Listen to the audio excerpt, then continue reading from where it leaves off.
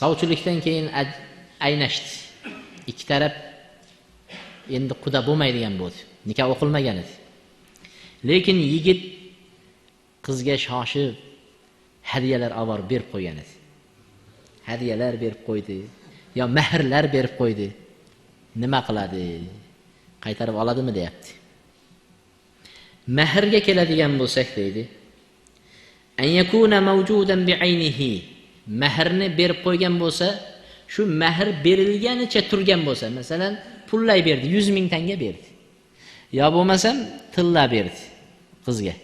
Shu bo'yicha turgan bo'lsa, ayni o'zi qaytariladi, yigitga qaytib beriladi deydi. Chunki mahr muavazaning badali deydi. Muavaza degani evaz, u tekindan tekin beriladigan narsa emas mahr.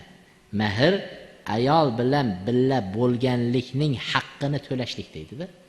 Modomiki yigit ayol bilan bo'lmagandan keyin nima uchun unga yana mahr uni qo'lda qolib ketish kerak deyapti. Shuning uchun mahrni nima qiladi? To'lig'icha yigitga qaytaradi. Xo'p, bu narsalar endi bizlarga oddiy tuyulishi mumkin, lekin ba'zi bir boy xonadonlar hali xudo bo'lishligi bilan $10 ming, $5 ming berib yuborganlar bo'ladi-da. Ana shular ko'yib qolmasligi uchun qaytarishliklar gapirilgan fiqh masalalarida. Ikkinchisi, an yakuna qad ishtara bihi jihazan li bayti az-zawjiyya.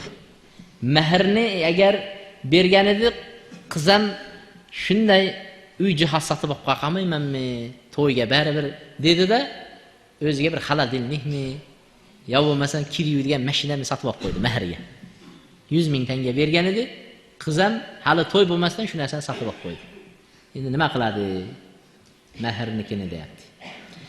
Agar yigit bilmasdan turib, yigitdan so'ramadi, bergan mahrni yigitga aytmadi-da, so'ramasdan turib o'zicha qiz sotib olib qo'ygan bo'lsa, to'lig'icha to'lab beradi deydi. Misol uchun 50 ming bergan edi. 50 ming tanga bergan edi-da yigit mahr deb. Qiz bordida 150 ming tangalik jihoz sotib oldi. Jihoz sotib olib qo'ydi. Keyin endi ikkovi bo'lmadi-da qaytarish kerak mahrni. Qiz aytayapti, men 150 ming tangaga olganman mana jihozni deyapti. Seni mahringga qo'shib yuborganman deyapti. Aytadi, jihozning ortiq pulini o'zing ko'tarasan 100 mingini, 50 ming tangamni ichidan chiqarib berasan der ekan. Chiqarib beradi. Ammo deydi, yigit bilgan bo'lsa deydi, bishira aw alima aw jara'u wa illa yarji alayhi bima dafa'u min sadaq. Bilgan bo'lsa, yigit bilan bilib qilingan bo'lsa, yigitga mahrni qaytaradi va haligining g'aromasi, ya'ni ana ayolning ko'rgan ziyonini yigit ham ko'tarib berar ekan. Yigit ko'tarib beradi. Misol uchun qancha ziyon qilib qo'ydi. Uy jihoz oldi, keldi, yo'l taksi qildi, olib keldi, boshqa shu jahannamalarini yigit ham qo'shilib ko'tarishadi deydi. Hadiyalar masalasiga keladigan bo'lsak, bu nima dedik? Mahr. Ammo hadiyalar deb qo'ygan bo'lsa, avvaldan hali uylanmay turib hadiyalar deb qo'ygan bo'lsa, ulamolar aytadi, yajuzu istirdaduha idza kanat qa'imatan fi milki al-muhda ilayhi bi ayniha. Agar shu bergan hadiya qanday turgan bo'lsa, uni qaytarishlik joiz degan ekan. Bu Hanafiya, Imom Abu Hanifaning mazhabida shunday deyishibdi. La yustaraddu shay'an wa in kana al-ma'ni min jihati illa li shartin aw 'urf. Ikkinchi ulamo ikkinchi so'zni aytadi. Uni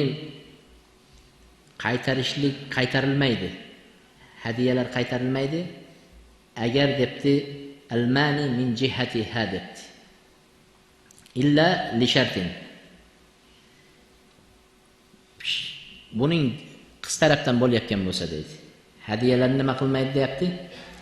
Hadiya qaytarilmaydi. Agar qiz tarafdan bo'ladigan bo'lsa ham illo qiz illo shart yigit berayotganda hadiyani shart qilgan bo'lsa. Agar mabodo ajrashib ketib qoladigan bo'lsak yoki nikoh o'qilmay qolsa, hadiyamni berayotgan hadiyamni qaytarib olaman deb shart qilgan bo'lsa, uni qilib hech kim hadiya bermaydi, to'g'rimi? Uni qilib hech kim hadiya bermaydi. Ona hadiya bersangiz, hadiyangizni ham olmaydi.